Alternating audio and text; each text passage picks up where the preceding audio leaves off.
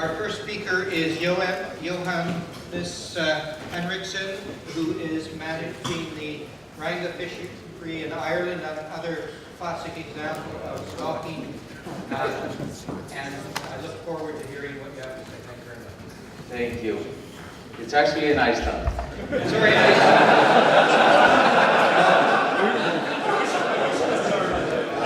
That's the trouble with talking about extinction vortices just before.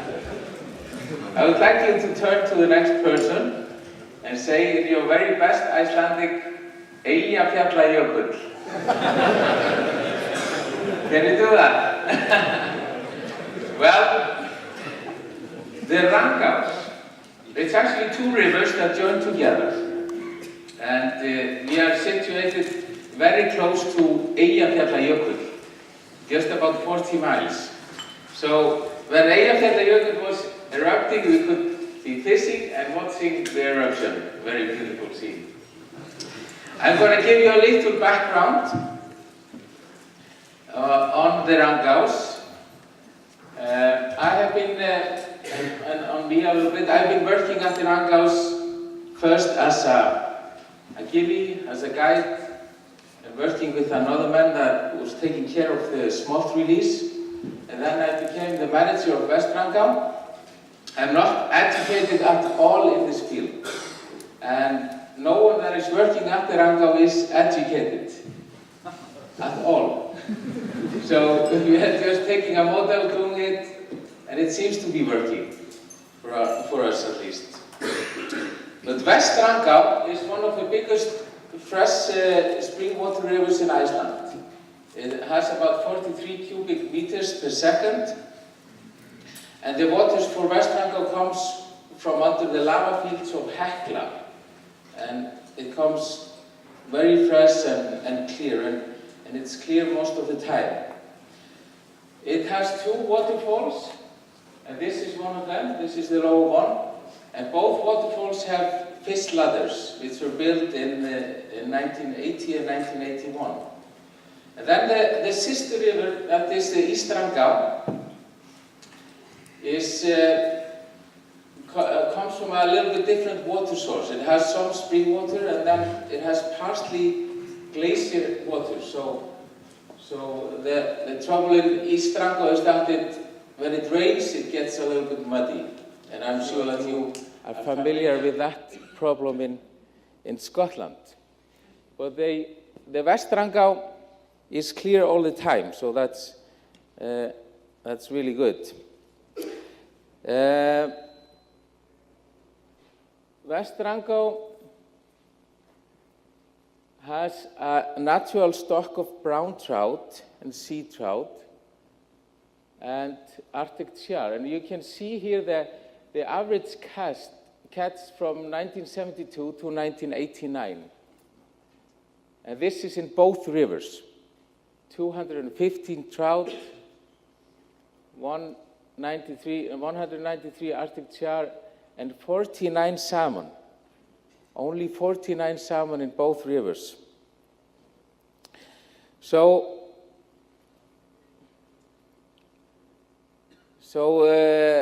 in 1970 till 1980, there were some locals that were experimenting with parallel releasing and summerling releasing, and there is very little data on that. And we suffer from there's hardly any research being done on the Rangaus. So if any of your universities or colleges would like to do something, please contact me. It will be very interesting. And we will give you all the information and facilitate you and everything.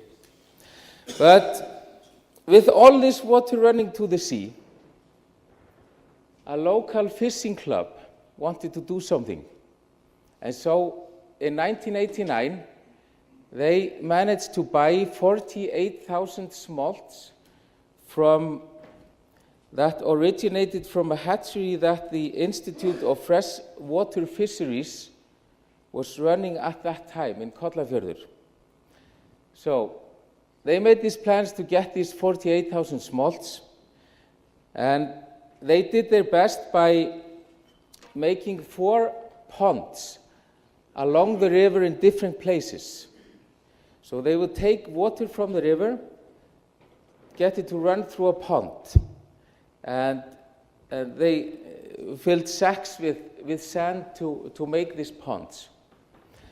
And they kept the smolts in these ponds for about a month or 6 weeks, something like that. Fed them twice a day, tried to keep the seagulls away, and then they opened up and the smolts went to sea.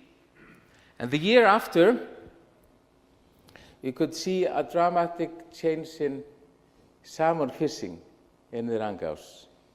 The year after, they caught 1,622 salmon. And they had started something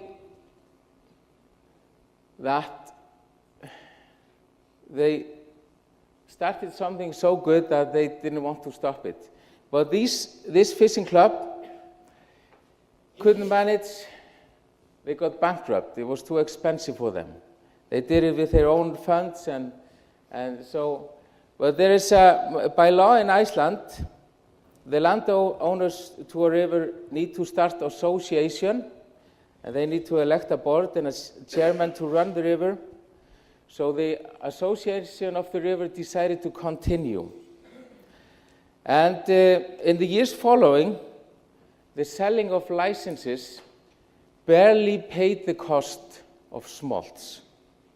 And at that time, they got a man called Thruster, an aquaculturist, that came to work with them to take care of the smolt releasing program, and his job was also to sell licenses. And he managed to sell licenses abroad and to Icelanders, and the reputation of the river grew a little bit. But in these years, it was always a struggle to get enough smolts, and the smolts we got were in very different conditions. So we were trying to get the best prices of the production of smolts. So this hatchery would offer a price, and as I say, it was a struggle. We got the fish for them. We netted the fish in the autumn, and we got different kinds of smolts. But in the year 2002, there was a hatchery that came up for sale in the west of Iceland for a good price. A hatchery that still has self-running hot and cold water. So it's not dependent on electricity or anything like that, but the farmers decided to get on with it and buy that hatchery. And they hired a good aquaculturist, and since that time, there has been a dramatic change in the smolts. And this aquaculturist was able to produce a lot more smolts and in a lot better conditions. So they decided to make a lot more ponds and to release a lot more smolts. And the smolts releasing just in the West Ranga, it went up to 350 to 500,000 smolts a year. And in the East River, they were using between 200 and 400,000 smolts. And the catching numbers really went up, as you can see. And the return of rod-caught salmon has been from 1% till almost 4%. And this has been done without any financial help from any funds or from the government. This is totally paid by the farmers and by selling of licenses. And it helps that in Iceland it's quite expensive to catch a salmon. I don't know if you're familiar with that. The cheapest license in Iceland for salmon would be £80, but you can get a license up to about £4,000 per rod per day without lodging and without a guide or a gilly. But in the last 5-6 years, it was a struggle in the beginning. The last 5-6 years, the cost has been covered by between 55 and 70% of the income. So the rest has been used to invest, to building a lodge, to paying, paying the loan for the hatchery, and some years 10% has been shared between the farmers. But we see the catch in the last 8 years. Before 2006, actually in 2004 and 2005, we almost reached 3,000 rod-caught fish. And we have no idea how much returns to the river. No research has been done on that. I just have a feeling for it because we need to net in the autumn to get fish for the hatchery. For example, in 2008, after the season is not long, it's about 110 days. After the season, the river was still absolutely packed with fish. These 14,315 rods were caught, salmon were caught by 20 rods. So, a day, 20 a day, yeah. 20 a day, not 20 the whole season. But at that time, all anglers that came, they thought they were so great anglers. They thought they were amazing. And the gillies, or the guides as we call them, they thought they were gods. But we had one or two that went home without a fish. We advised these guys to take up another sport. But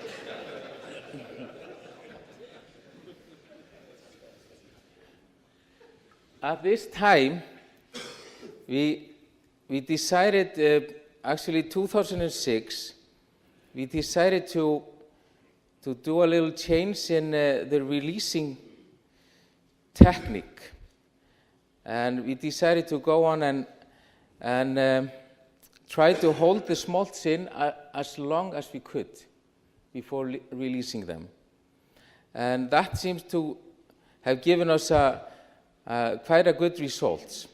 But in the year 2009,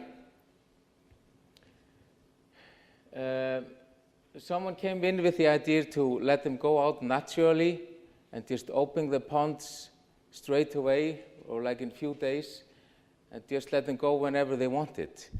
But since that time, we've been going down in the comeback of adult fish.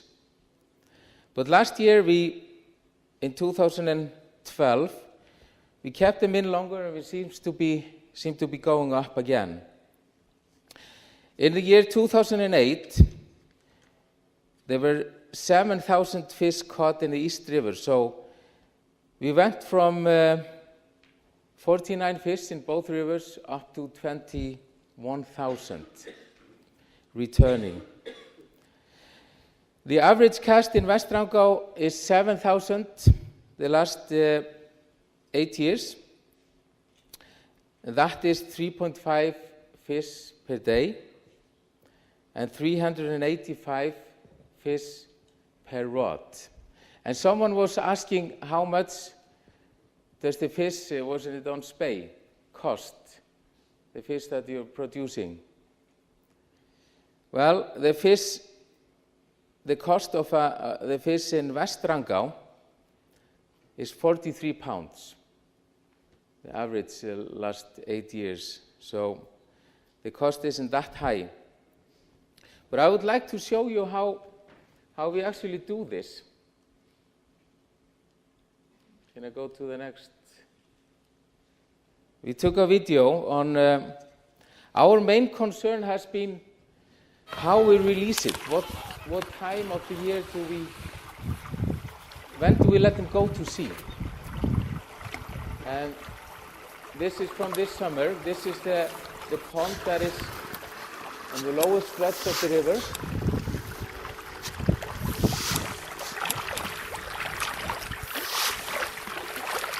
You can see there is keeping very well. In this pond, this one is 20 meters long, 10 meters broad, and about 1.5 to 2 meters deep. And in this stage, the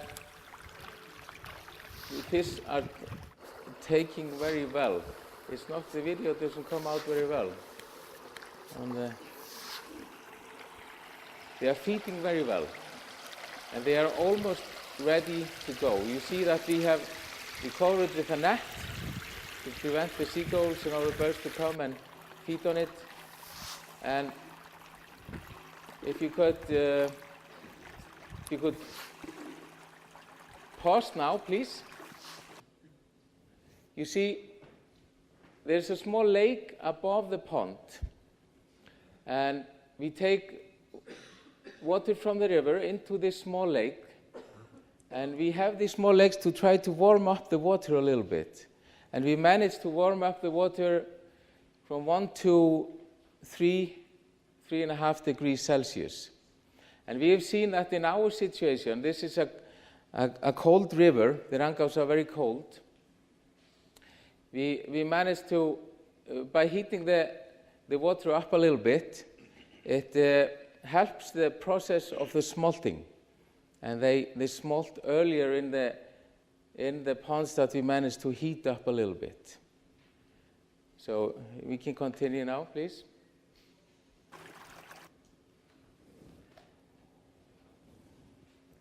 We go to the next video. And now I'm gonna, there's a video of me with a net. I'm gonna try and see how far the smalting process has gone. And so we take a small example. I swim in, dive in, grab a few, and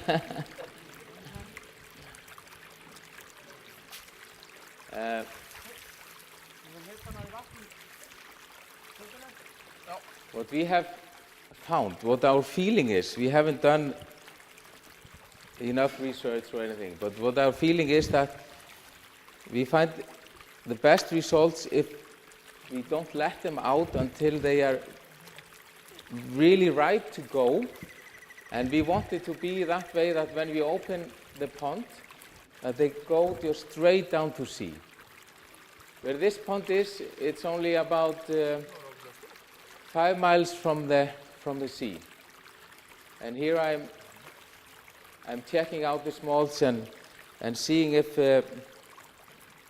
it's getting thin and long, and seeing if the scale is getting loose. And when it's thin, the scales are loose on it, we find that it's the best time to release it. And we found out that the best size to release is similar to the size that you were saying from America, 17 to 23 centimeters. But at that size, they're about 40 grams, something like that. So, yeah. Soon after I did this, I opened up the lower gate of the pond, and we get a tractor to help us open. And as I was stood there, the fish just, most of them went straight down to sea. And we're hoping for good results of that. We always put them in when they are 2 years smolt, we haven't had any success with 1 year.